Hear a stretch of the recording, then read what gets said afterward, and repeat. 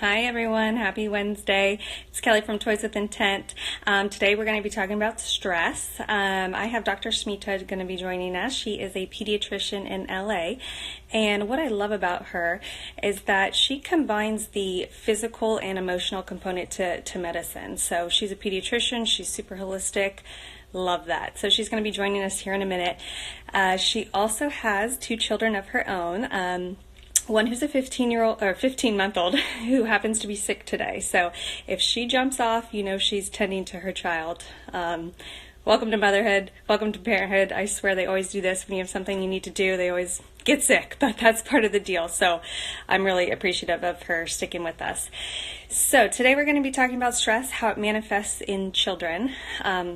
I'll just start by saying, as a school counselor, I used to see children all the time who had stomach aches, headaches, that sort of thing, and their parents would go to every doctor and try and kind of fix the physical symptoms that were going on, and they would run every test and again, seek out all these amazing professionals, but never the therapist or the counselor, and guess what? Those symptoms typically didn't improve.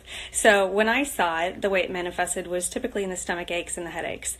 And we'll delve into that a little bit more too.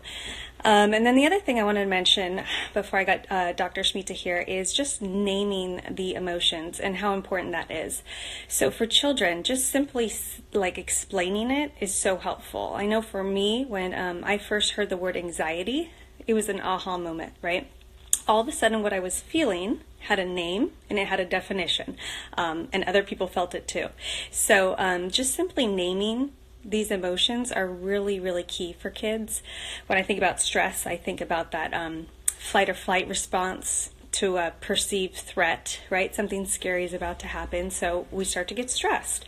Talking with your child about stress, what is it that's scary? What is it that's threatening? Is it real? Is it something we should be scared about? So kind of walking through the stress. And then anxiety, I think about control and lack thereof, and worry and uneasiness, right? So again, just simply naming these emotions before we get started, I felt like was pretty important. So I'm going to go ahead and get Dr. Smita on the line, and we'll delve in more to the physical symptoms and join us here. We're waiting for her. Here she comes. Hello. Hi. How's it going? Good. I was planning to do this in a nice, quiet office, but now I'm at home with a sick child and my dog barking in the background and the sounds of downtown LA. So, Okay, well, this is real life. I mean, I think too, sometimes social media, we pretend like it's something that's not, and this is real. So I'm real. all about it. Thank you so much for joining us. I told everyone a little bit about your background, that you're a pediatrician in the Los Angeles area. Anything else you want to say kind of about your experience or background before we delve in? No, I heard what you said, and thank you for the great introduction. And I'm really excited to be here talking about a topic that I'm very, very passionate about. So. Okay, great. So what do you see? I had mentioned kind of the stomach aches, the headaches, that sort of thing. How do you see stress presenting itself physically? Maybe in some of the patients you see or that sort of thing? Well, the first thing I would say, probably not, it's not quote unquote physically, but one of the most common ways that I've seen it is the inability to focus in school. So it's not uncommon for patients to come to a pediatrician's office for evaluation for ADHD, so attention hyperactivity disorder, where children have difficulty focusing in school and at home. And the symptoms are, as you know, very distressing for families. And some of these children actually do have ADHD and could benefit from medication. But a lot of the times, what is actually going on is stress and anxiety or some event in the child's life that is causing all of these issues that needs to be dealt with. So it's really important for me as a pediatrician to tease that out. Yeah. And then other symptoms that I've seen that stress manifests itself is abdominal pain and irritable bowel syndrome. So our gut is lined with something called the enteric nervous system, which is more than 100 million nerve cells, and they line from the esophagus to the rectum. And this nervous system talks to our bigger brain and talk back and forth. So if we have stress and anxiety going on in our bigger brain, our gut heals it. So, Mm. like something gut wrenching or, nauseating. Hmm. Same, it goes both ways. So even if you have gut problems, you'll probably feel stress and anxiety. For Um, sure. and then other ways I've seen it is constipation. Mm. So a lot of times when children are experiencing a lot of chaos in their lives or in situations where they feel like they have a loss of control, they'll Yeah. have constipation because their stool is the one thing they can control. Um, Mm. we've had a lot of patients come into our offices that have been on stool softeners and laxatives for years and years and years, and we've ruled out all other medical causes. Hmm. Um, but what's really going on, what's deeper, is that they're experiencing some kind of stress or some kind of stressful event that's chronic in their life that needs to be Hmm. dealt with. Once we deal with that, the constipation goes away. Isn't Uh, that I know. amazing? Um, Lastly, when children are chronically stressed, Yeah. what happens is their immune system gets revved up.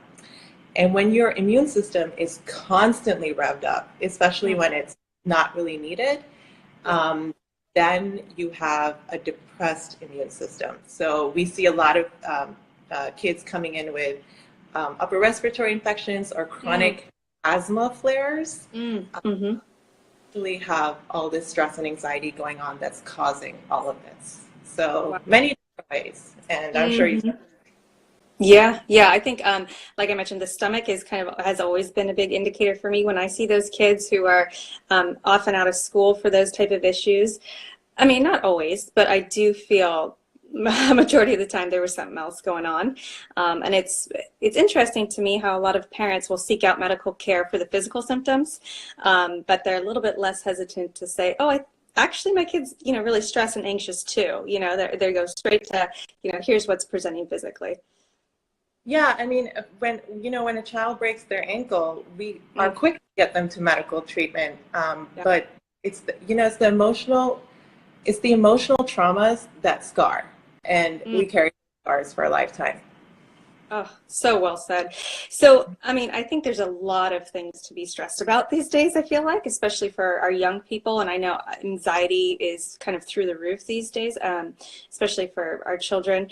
What do you see as kind of the biggest stressors for kids right now? So there are so many, but I will Hmm. tell you about. If you've ever heard of the Adverse Childhood Experiences Study, if you've never heard of it, look it up. Okay. Because this one study changed my life and my practice. So in 1998, the CDC and Kaiser Permanente released this landmark study in the American Journal of Preventive Medicine, and they looked at 17,000 adults in the Kaiser system, and they asked them about their if they had experiences with different childhood traumas. So sexual, physical abuse, emotional, physical neglect, and different types of family dysfunction, like a parent fighting in the home or losing a parent or parent abandonment, all of those things. And they call these events adverse childhood experiences, and they Yeah. developed a scoring system for them. So what they found is that our emotional experiences in childhood Yeah. translate into physical health ailments as adults. Mm. So a person with, they called it an ACE score of 0 compared to one with an ACE score of 4, had two Yeah. times the risk of developing liver and lung disease. And a child who had many different adverse events had 2.5 times the risk of developing lung cancer or ischemic Mm. heart disease, which is the number one killer in the United States. Yeah. So these emotional traumas in childhood Yeah. translate physical ailments as adults. And these tell us the important stressors in the child's life that we have Mm. to take into account. The other Hmm. thing I will say is that our own parenting style is affected by our own childhood experiences, Yeah. and that Yeah. can cause stress in a child. Hmm. So, I've dealt with anxiety my whole life, and I Hmm. actually think I made my child a bit more anxious because of my own anxiety. For But we sure. also have the story of a mother who could not handle when her toddler was screaming. And it turns out, in fact, she would go into her room and cry. And it turns out that she grew up in a house with a lot of yelling. And the child screaming actually was a trigger for her. So our own parental stress can be a cause of stress in our children. Isn't that the truth? So I imagine when you treat a patient, there's a good amount of kind of psychoeducation that goes into parenting, and not that parents cause every bad thing Right. and we're, but it's so true. I said this last week: stressed out kids, stressed out parents, vice versa, right? I mean, there's a dynamic that goes on. So I think kind of evaluating your own parenting style and how that may manifest anxiety in your own child. I know that was probably the biggest thing I saw. If I saw an anxious parent, that child was typically very anxious. You know what? Not to blame. I mean, I've been the same person. Right. Totally. I think it's important to heal ourselves so we can be the best for our kids. Absolutely. I love that. So, I mean, we know stress is bad. We talked about kind of all the physical elements of it and that sort of thing. What does it do maybe on the neurological level? What does it do to our brain? How does stress impact, that element? So, for most of us, when we're in a stressful situation, I'm going to use an extreme example. Like, say we're being chased by like a lion. Fight or flight system goes into effect, right? So our heart rate gets higher, we start breathing faster, our eyes get dilated, to help us get away from that situation. Yeah. A child who is chronically stressed, that lion lives in their home. So their fight or flight system is constantly active. Their are constantly overwhelmed with stress hormones, mainly cortisol and adrenaline.